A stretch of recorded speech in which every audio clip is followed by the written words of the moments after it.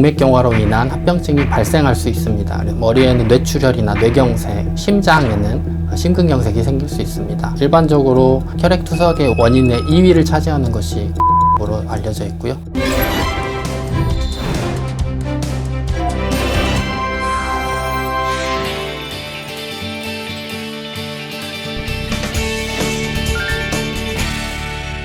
혈압이라는 것은 심장에서 혈액을 밀어낼 때 그 혈관이 느끼는 압력을 얘기를 합니다. 그래서 고혈압이라는 것은 혈관이 느끼는 압력이 높아지는 상태라고 할 수 있겠죠. 우리가 보통 이 병원에 와서 진료실에서 혈압을 측정하게 되는데, 진료실 혈압의 140에 90에 해당되는 것이 고혈압으로 정의를 하고 있고요. 요즘에는 가정에서도 혈압을 많이 측정을 하는 것 같습니다. 가정 혈압 측정을 했을 때 가정 혈압 기준으로는 수축기 혈압 135 그리고 이완기 혈압 85 이상으로 높아졌을 때 고혈압이라고 정의를 하고 있습니다. 혈압이라는 것이 항상 잴 때마다 다를 수 있습니다. 진료실 혈압과 가정 혈압은 그래서 진료실에 왔을 때, 즉 의사를 만났을 때는 보통 긴장을 하고 편안한 곳과 다른 곳이기 때문에 일반적으로 혈압이 높습니다. 그리고 가정에서 측정을 했을 때는 혈압이 이 병원에 와서 잰 혈압보다 일반적으로 혈압이 낮습니다. 진료실, 즉 병원에 왔을 때 혈압을 재는 것에 대한 고혈압의 기준과 이 집에서 편안한 상태에서 가정 혈압을 쟀을 때 고혈압의 기준이 다르게 되어 있습니다. 우리가 흔히 말하는 고혈압은 본태성 고혈압 또는 일차성 고혈압을 얘기를 하는데요.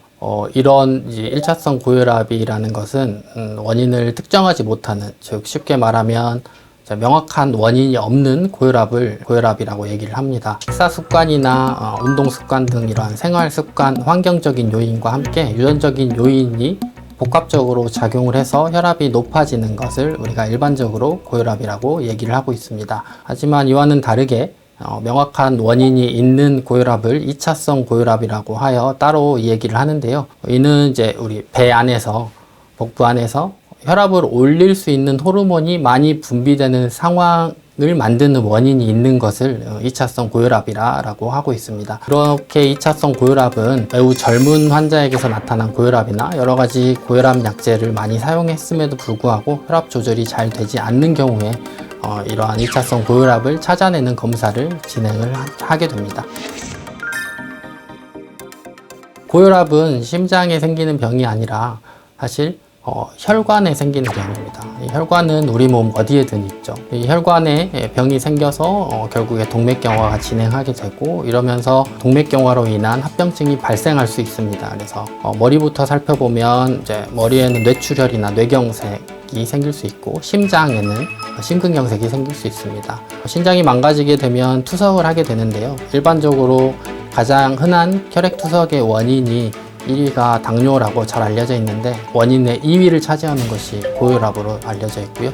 그리고 이제 대동맥, 큰 동맥에도 동맥경화가 생길 수 있는데, 대동맥에 동맥경화가 생기면 대동맥이 늘어나고 넓어 커지는 대동맥류가 생길 수 있고, 대동맥 파열 등의 위험한 합병증이 생길 수 있습니다.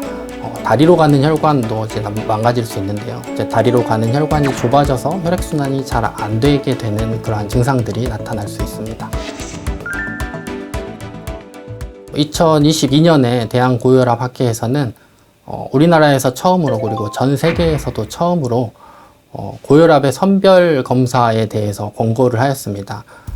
20세 이상 성인에서는 적어도 2년에 한 번 정도 병원에 가서 진료실에서 혈압을 한번 재봐라 라고 권고를 하고 있고, 40세 이상이 되거나 비만인 환자 혹은 이 고혈압의 가족력이 있거나 고혈압 전 단계의 혈압을 가지고 있는 환자들에게서는 적어도 1년에 한 번 진료실에 가서 혈압을 재봐라 라고 얘기를 하고 있습니다. 자기 혈압에 좀 관심을 가지고 기회가 될 때 혈압을 자주 측정해 보는 방법이야말로 고혈압을 빨리 발견할 수 있는 방법이 될 것 같습니다. 고혈압 예방을 위해서는 건강한 생활 습관을 갖는 것이 중요하다고 할 수 있습니다. 체중을 정상 체중으로 줄이고, 소금 섭취를 줄이고, 술을 마시지 않거나 금연을 하고, 적절한 운동을 매일 하면 이제 혈압을 떨어뜨리는 결과를 가져올 수 있습니다. 고혈압 치료에서 가장 중요한 점은 고혈압이 아닌 상태의 혈압까지 낮추는 겁니다. 이를 위해서 고혈압 환자에게서는 먼저 기본적으로 생활 습관을 건강하게 교정하게끔 설명을 드리고요. 이와 함께 고혈압 약제를 적절히 투여하여야만 정상 혈압까지 낮출 수 있습니다. 약제를 사용해서 140에서 90 미만으로 혈압을 낮추고 별 문제가 없으면 이 혈압을 130에 80 미만까지도 낮추게 됩니다.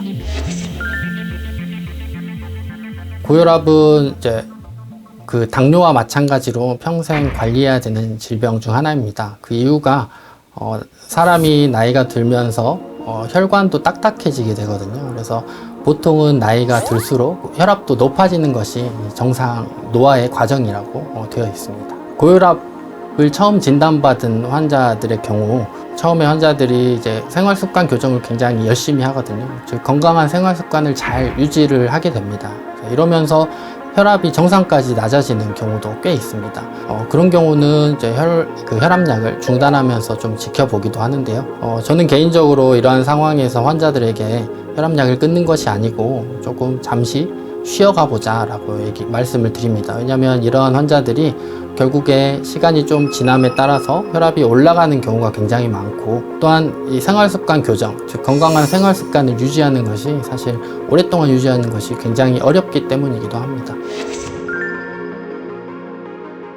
고혈압 환자에게서는 적절한 운동을 하는 것이 권고가 되고 있습니다. 유산소 운동을 먼저 권고를 하고 있고, 일주일에 5번 이상으로 운동을 할 것을 권유하고 있고, 하루에 30분 이상 너무 쉽게 하지 말고 등이 땀이 날 정도의 강도로 운동을 하는 것이 권유가 되고 있습니다. 이 유산소 운동뿐 아니라 근력 운동도 할 수 있는데, 근력 운동은 유산소 운동과 병행해서 할 것이 보통 권유가 되고 일주일에 한 3번 정도 권유를 하고 있고요.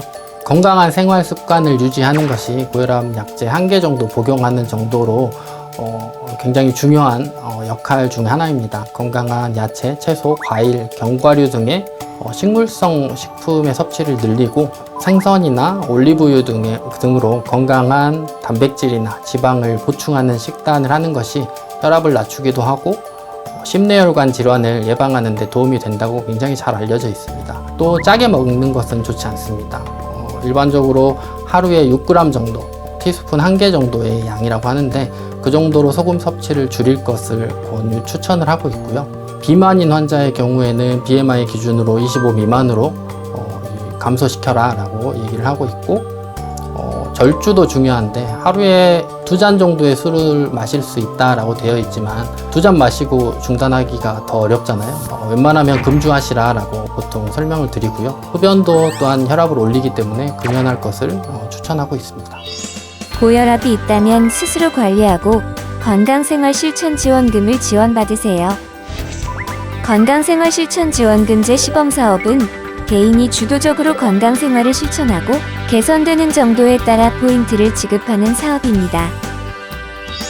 건강생활실천지원금제는 시범사업 기간 동안은 참여 가능한 지역이 정해져 있는데요. 참여 신청은 온라인 혹은 오프라인을 통해 가능합니다.